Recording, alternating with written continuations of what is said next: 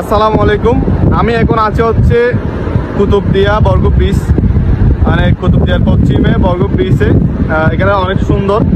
এখানে হচ্ছে কক্সবাজারের মতো ফিল পাওয়া যায়। এখানে বালি আছে, বাট ঢেউ আছে, পানি আছে, বাট পানিগুলো একটু নোংরা, তাই এখানে নামার কোনো সুযোগ নেই।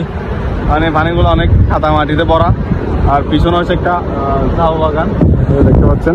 এটা হচ্ছে ঝাউ বাগান। এখানে হচ্ছে সুন্দর, মোটামুটি দেখতে ভালো লাগে।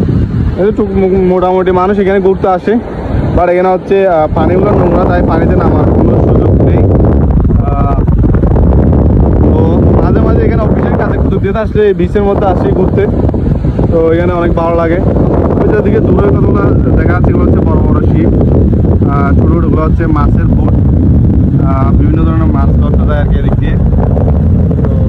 তো এইদিকে একটু ঘুরতে আসি। এখানে বাতাস, একটু একটু কক্সবাজারের মতো হাওয়া পাওয়া যায়, মনে হচ্ছে কক্সবাজারে আছে।